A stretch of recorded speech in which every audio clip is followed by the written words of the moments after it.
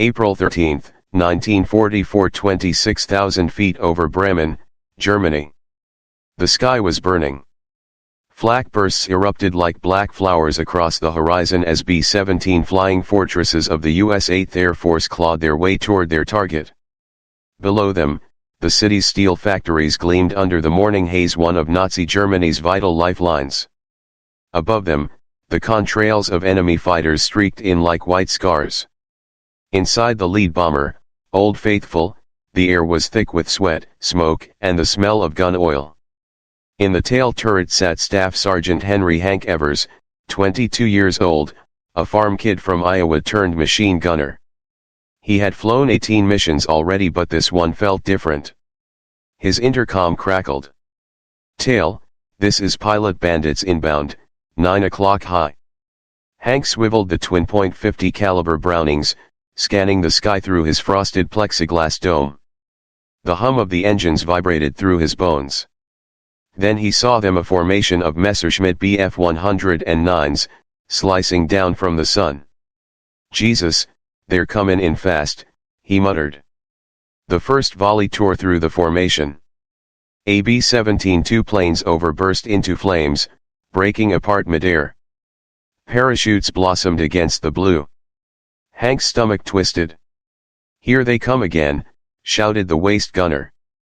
The 109s dived in tight pairs, cannons flashing. Hank squeezed the triggers, the twin Brownings roaring to life. Brass casings rattled off the turret floor. His tracers stitched across the sky a clean line of fire that caught a German fighter head-on. The 109 erupted in a fireball, tumbling past the formation. "One down," he yelled. But there were more. A dozen more. A violent shudder rocked Old Faithful. Smoke filled the fuselage. "Engine 3's gone," the co-pilot shouted. "Feathering prop." Hank's turret vibrated from impact. Bullets ripped through the tail, one grazing his shoulder.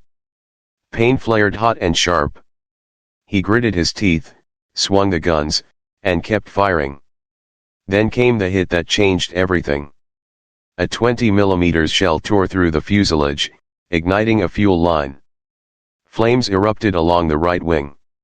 The radio operator's voice screamed over the intercom, "She's burning. Bail out, bail out." The crew scrambled for the hatches. But the tail section was isolated, the fire had sealed it off. Hank was trapped.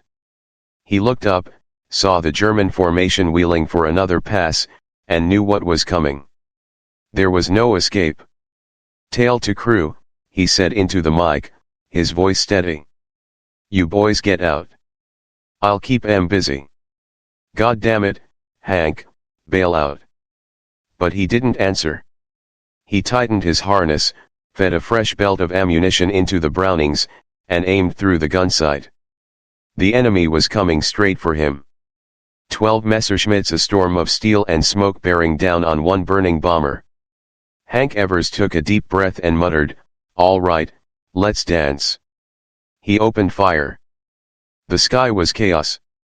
Smoke poured from Old Faithful's right wing, black and oily against the thin blue air. The bomber shuddered violently, its frame groaning with every blast of flak and cannon fire. In the tail turret, Staff Sergeant Henry Hank Evers gritted his teeth, blood dripping down his arm. The plexiglass canopy around him was shattered in half a dozen places, letting in the freezing wind that cut through his flight jacket like knives. "Tail to crew," he called again into the intercom. Static. No response. They were gone, either out, or dead. He was alone. Ahead, the formation was breaking apart. B-17s were falling from the sky in flames, their wings snapping off, parachutes blossoming too late to matter. And still the Messerschmitt Bf 109s came, a dozen of them at least, circling like wolves that had caught the scent of blood. The first pair dove in from above. Hank twisted his turret, swinging the twin .50s up and over. He fired a long burst, tracers glowing red against the sunlight. The first 109 caught a hit along its wing root, smoke, then fire. It rolled once and disintegrated. The second came straight at him. He held the trigger down, rounds hammering into its nose until it exploded head-on. That was two. But the rest didn't back off. They attacked in waves, fast, organized, deadly. Hank fought like a machine. Each time one came in, he found its rhythm, cut across the lead, and squeezed the trigger until his ammo belt smoked. "Come on," he growled. "Come and get it." He raked another fighter as it passed low sparks, then a fireball.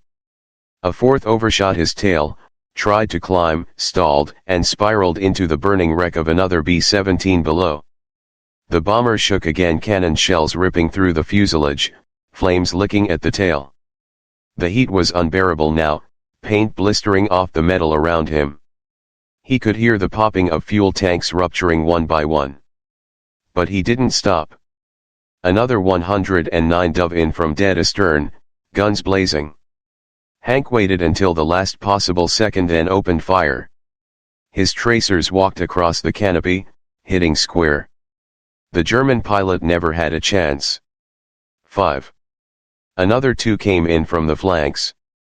He snapped his turret left, then right, firing in short, brutal bursts. One went down instantly, wings torn apart. The other limped away, trailing smoke vanished into the clouds. 7. His ammunition counter was almost empty now. The belts rattled dry. He slammed another in with trembling hands, coughing on smoke. Above him, 3 more Zeros swooped in. They fired simultaneously, cannon shells ripping through the dorsal section. Flames shot through the fuselage, igniting the radio wires and cloth insulation. Hank screamed, half in rage, half in pain. His back was burning, his oxygen mask melting against his face. But through the haze, he lined up another attacker, squeezed the trigger, and the 109 vanished in a burst of flame. 8. The next came in too close. Hank fired from 50 yards. The tracers hit the cockpit dead on. The German fighter flew straight into Old Faithful's wing and exploded. The impact tore away the outer section of the tail, but the B-17 somehow held together. 9. He was breathing pure smoke now, the world flickering in and out of focus.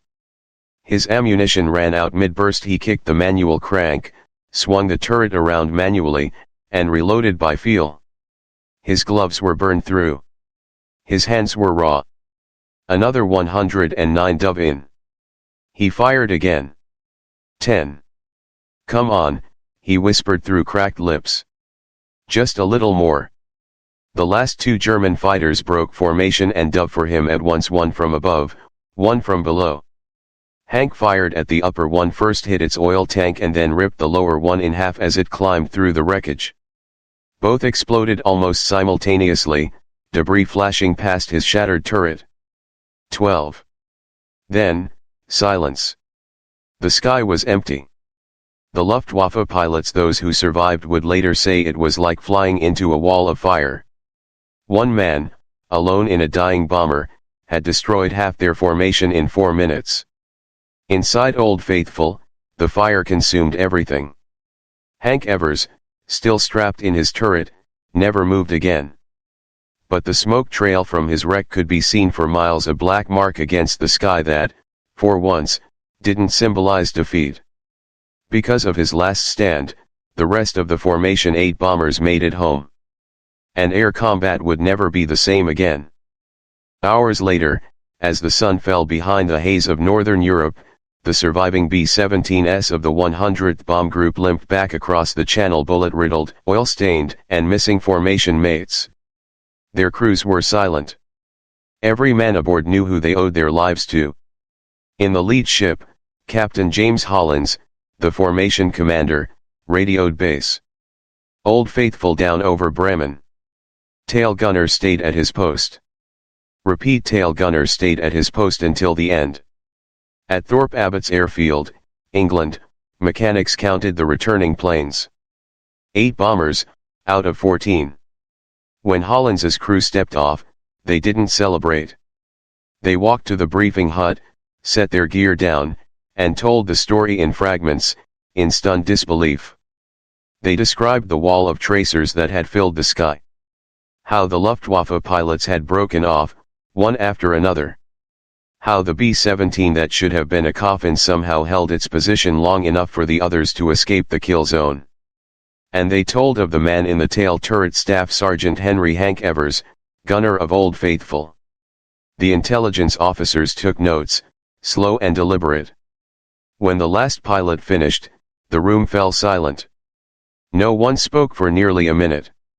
Then the operations chief, Major Paul Kearns, simply said, "Write his name down.